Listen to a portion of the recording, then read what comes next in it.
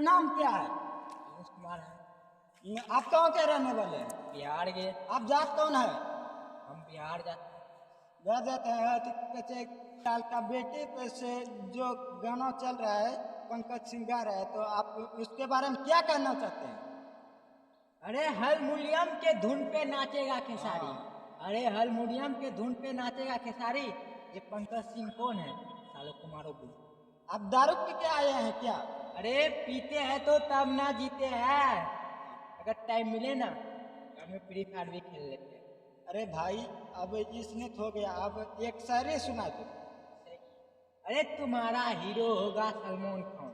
नहीं भाई, मेरा हीरो है वीर भगत सिंह। अच्छा बोल रहे हैं किसी का हीरो होगा सलमान खान। बोलिए बोलिए।